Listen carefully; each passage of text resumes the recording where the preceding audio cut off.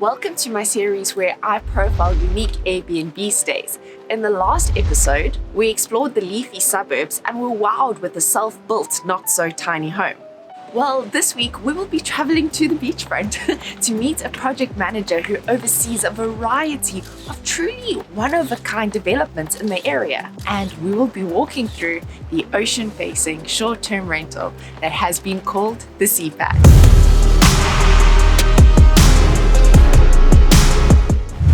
How's it? Hi, nice to meet you. Thank you for having me here today. It's a pleasure.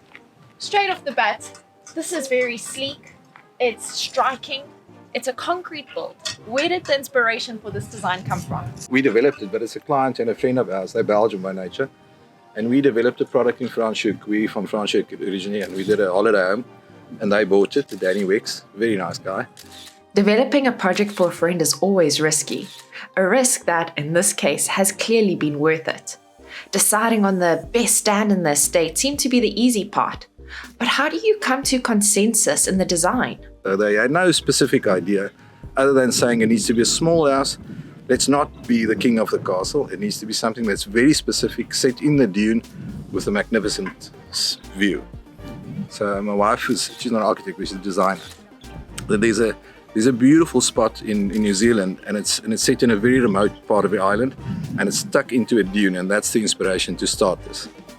So then we said, okay, we have an idea. It's going to be a one-bedroom deal only, and it'll be sleek and cut into the dune, and you won't see it. But the building guidelines in Immerse is very specific, so you need a double-pitched roof somewhere in the structure. So we said, let's do the design. And then we add the last part, which is that little block you'll see, which looks tiny, which is purely just to round it off and to be compliant. So that was the background to it. And you'll see once you go in, the real house is underneath. And this is just the copy that you don't really know what's going on in the house. So that's the background to it. I'm excited to check out the inside. Can we go see? Sure. Let's go. Even from the outside, there's a sleek yet raw architectural identity. With a north-facing view, let's see if the interior will draw the eye to what is sure to be a sought-after view.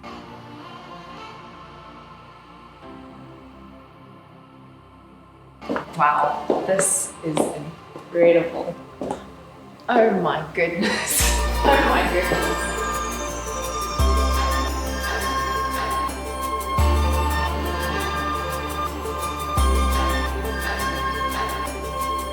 This is amazing how you've managed to keep the concrete looking. Yeah, it's technically it's called off-shutter, but the idea was never to do it off-shutter, because usually it's much finer if you want to leave the concrete exposed. So it's a fine layer that they actually put on the boards, and that gives you that sleek finish, similar to this.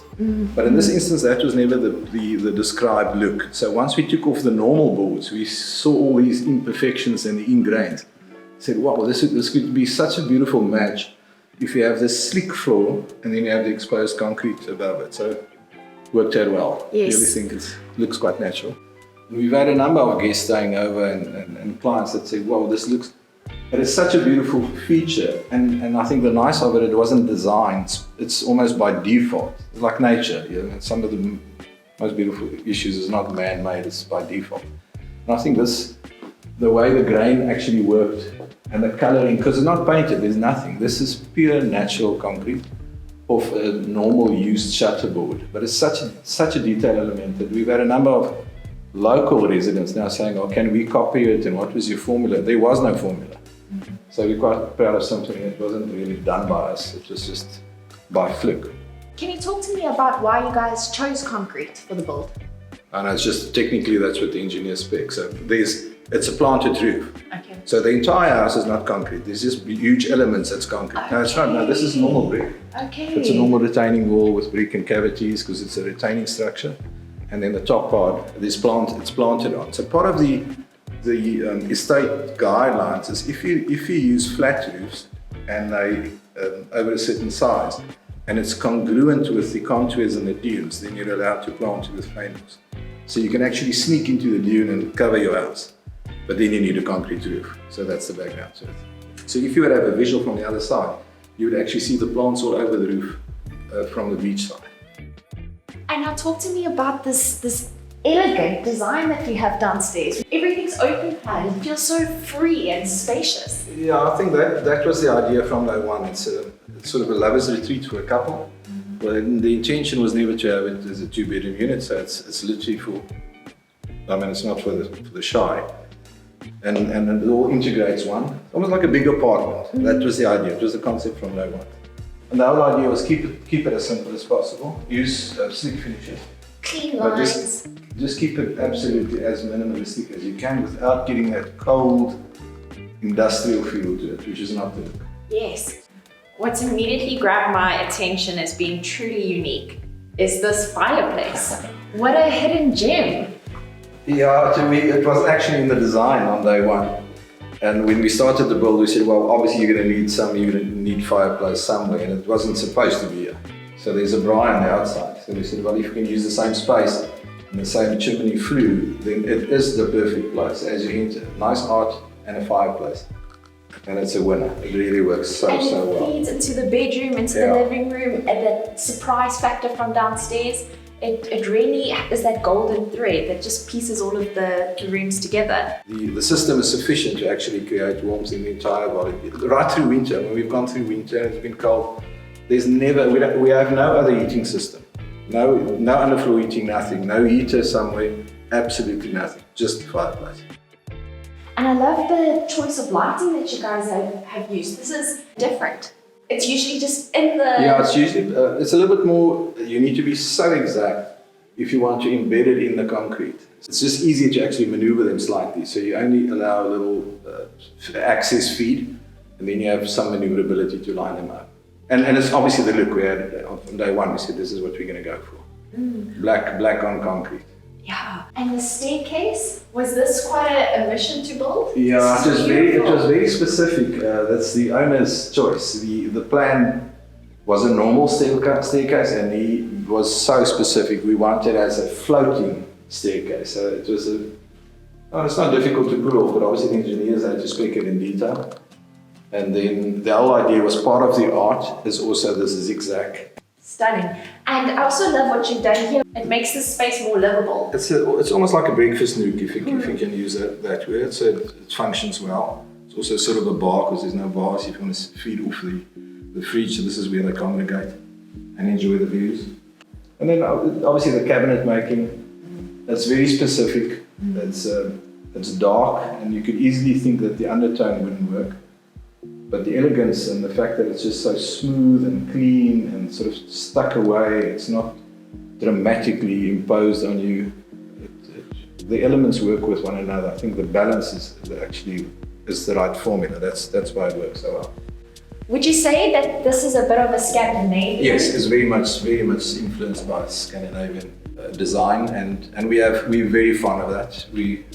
It's a bit personal, but our kids live in Scandinavia, so we're very fond of their style. No, I can definitely get that feel. I think that just also adds to the elegance. It's clean, at the same time homey. Yes, it has that beautiful balance. Yeah, I think I'm not in the decorating business at all, but you should be wary of being sterile in the system, that you walk in, it's just too cold, you don't feel any warmth.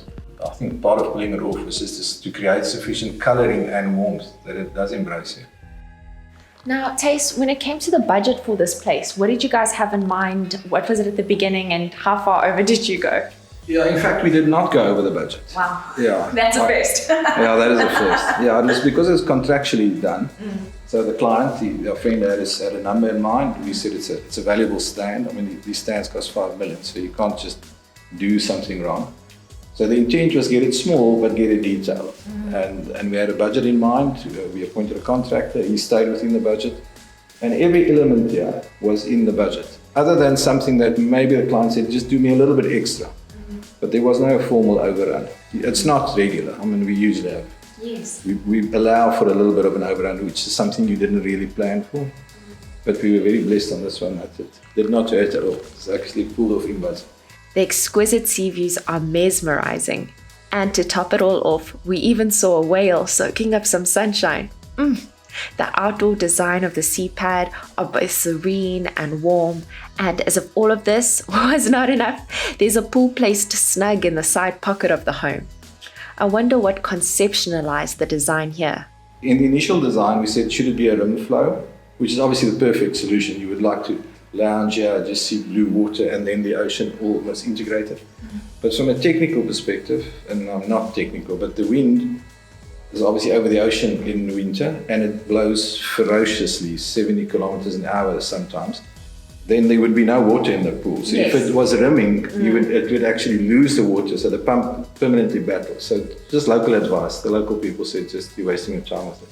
So it's a pure build out on the outside, but if you lounge in it, it feels like you're physically in the ocean because the colors match. You'll see the sort of turquoise color in the ocean is the same as the pool.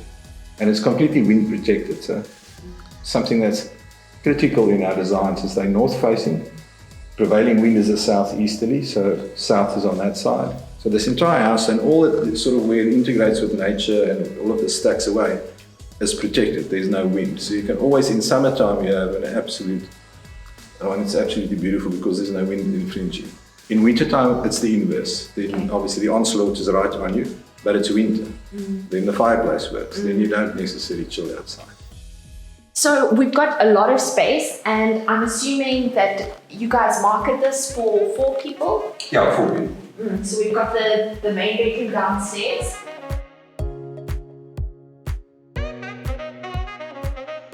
And talk to me about this design. I've seen it quite a bit lately. Yeah, this is my wife actually designed it. All the interior and all the finishes is actually designed, bespoke design by my wife, Hildy, her company's Hildy & Co.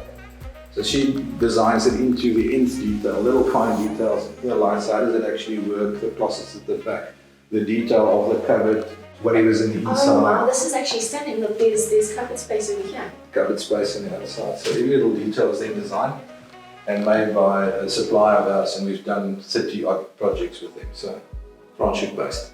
Okay. Wow, both a bath and a shower.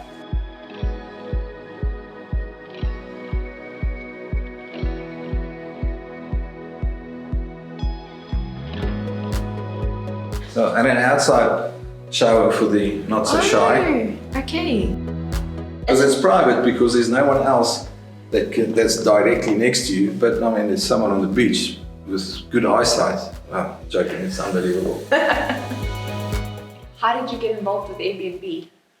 We have a portfolio of products, and obviously it's an unbelievable platform. I mean, they are just so, the operations is so slick. It is such a pleasure. The system works, the cash flow works, obviously the exposure works. So from day one we said, well, we need to get onto Airbnb and we need to promote it on the side for ourselves as well. And we have, it's such a beautiful setting that in a big way Romans Bay sells itself.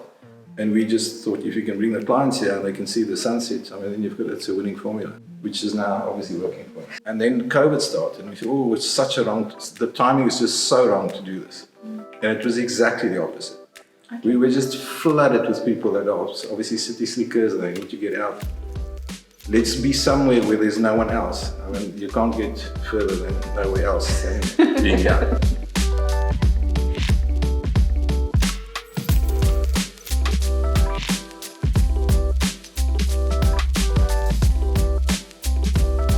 Let's go check the upstairs bedroom as well.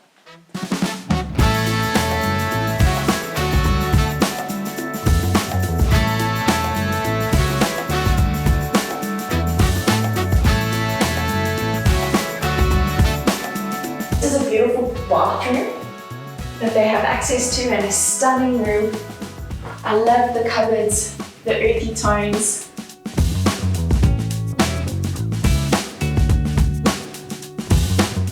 This room has a nice little patio on the outside, so you do sit on the outside. It's also wind protected.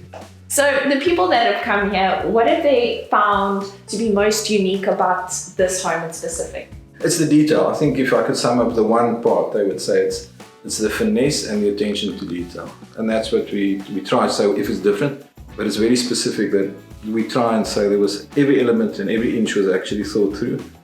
If there's something that you want everybody to see, what would that one thing be? The view. Yeah. Definitely the view and the sunset. Well, hopefully it's the sunset. It is one of the best stands on the estate because of its elevation and the position of the house and the fact that it's not a monster big home. to try and dominate the hill. I think that's the success of it. Well, Taste, I think what you guys have put together here is incredibly stylish, striking to the eye, and I think a beautiful getaway, whether it is a couple or friends. Yeah. I definitely think this is wonderful. Thank you so much for having us here today. Nice being here. Thank you for coming through. A huge thanks to Taste for giving us a walk through the sea pad today and showing us what's possible when exquisite views and natural beauty meets awesome architecture. Guys, if you enjoyed this video, go ahead and give it a big thumbs up and consider subscribing to this channel if you'd like to see more episodes in the series. My treat, I will also leave the first episode in the end screen for you, so make sure you check that out after this video. I had so much fun putting this video together. I'll see you in the next one, guys. Take care. Bye.